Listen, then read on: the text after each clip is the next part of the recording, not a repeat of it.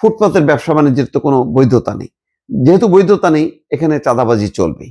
এটা ইচ্ছা করে হোক অনিচ্ছা করে হোক এমন একটা সিস্টেম করা হয় যে আপনি কোনো না কোনো কর্তৃপক্ষকে চাঁদা দেবেন।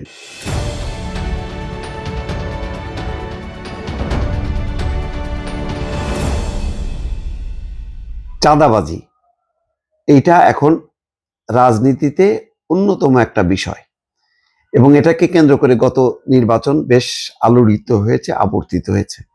প্রধানত এখন যারা বিরোধী রাজনীতি করেন, জামাত, এনসিপি, অন্যরা এই চাঁদাবাজি বিষয়টাকে বা এই শব্দটাকে বিএনপির বিরুদ্ধে বারবার ব্যবহার করার চেষ্টা করছে যে বিএনপি চাঁদাবাজি করে। বিশেষ করে নাসিরুদ্দিন পাটোয়ারি তো মোটামুটি সবুজবাগ এই অঞ্চলে মির্জা আব্বাসের বিরুদ্ধে এটা সাংঘাতিক রকম ভাবে ব্যবহার করছে, যদিও নির্বাচন আচরণ বিধি মধ্যে এই ধরনের প্রচার চলে না, কিন্তু চলেছে ব্যাপকভাবে। আজকে একটা খবর দেখলাম যে তোর ব্যবসা বাণিজ্য ভালো চলছে, 50 লাখ টাকা চাঁদা দিতে হবে। তো এটা কে বলছে? এই হুমকি দিচ্ছে প্রধান আসামি আহমেদ কবির। আহমেদ কবির নিজেকে সাংবাদিক পরিচয় দিছে। এভাবে এটা হলো চট্টগ্রাম নগরে এক ব্যক্তিকে হুমকি দেওয়া হয়েছে। হুমকির পর এলোপাতাড়ি মারধরও করা হয়েছে। আসলে চাঁদাবাজির এই যে বিষয়টা, এটা শুধু রাজনৈতিক ব্যানারে হয় তা কিন্তু না, সাংবাদিক ব্যানারে হয়, পুলিশের ব্যানারে হয়, আরো নানা প্রভাবশালীদের ব্যানারে হয়।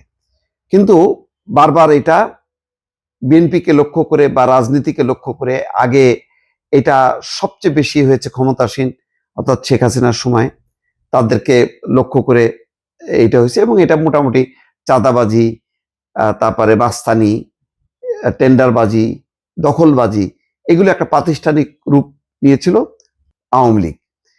এখন এই আওয়ামী লীগের জায়গায় বিএনপিকে প্রতিস্থাপনের জন্য নানাভাবে চেষ্টা করা হয়েছে। তো এই কারণে সরকার প্রথম দিন থেকেই এটার ব্যাপারে সোচ্চার যে কোথাও অভিযোগ হওয়ার সাথে সাথে তারা এটার ব্যাপারে ব্যবস্থা নেবে। কোনো কোনো মন্ত্রী, কোনো কোনো এমপি হটলাইন চালু করেছে। তারা বলেছে যে কোথাও চাঁদাবাজি, দুর্নীতি, দখলবাজি, টেন্ডারবাজি এগুলি খবর পাওয়ার সাথে সাথে যাতে হটলাইনে কেউ জানায়, ফোন করে জানায় এবং অ্যাকশন নেবে। এখন বিএনপি সরকার মাত্র 2-3 দিন হলো ক্ষমতা নিয়েছে। এখন নানাভাবে এটা ভোল পাল্টাতে থাকবে। মানে গত 15 মাসে যারা চাঁদাবাজি করছে তারা তো হয়তো থাকবেই, তার সাথে যুক্ত হবে। আবার হয়তো 15 মাসে যারা মোটামুটি ঘাঁটি গেড়ে বসছে তাদের বদলে আবার আরেক গ্রুপ আসবে। এটা আমি বলবো যে চাঁদাবাজিটা এটা রাজনৈতিক শুধু সমস্যা না, এটা একটা সামাজিক সমস্যা। কারণ বাংলাদেশের ব্যবসা বাণিজ্যের সমস্ত ক্ষেত্রে দেখবেন যে বৈধভাবে ব্যবসা বাণিজ্য যেখানে হয় না সেখানেই চাঁদাবাজি হবে।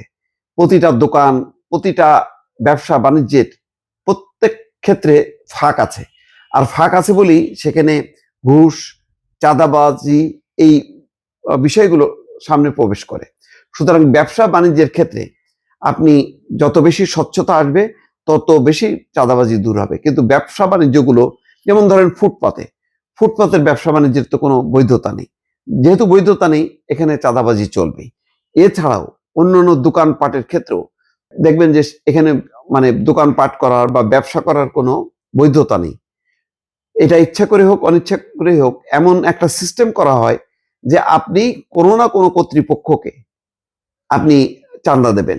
এটা একটা প্রাতিষ্ঠানিক রূপ নিচ্ছে। সেগুলো আবার নিয়ন্ত্রণ করে পুলিশ, রাজনীতিবিদ, সাংবাদিক পরিচয়ের কিছু লোকজন, নানা পরিচয়ের লোকজন, প্রভাবশালীরা এই বিষয়গুলো, এই চাঁদাবাজি বিষয়গুলো নিয়ন্ত্রণ করে।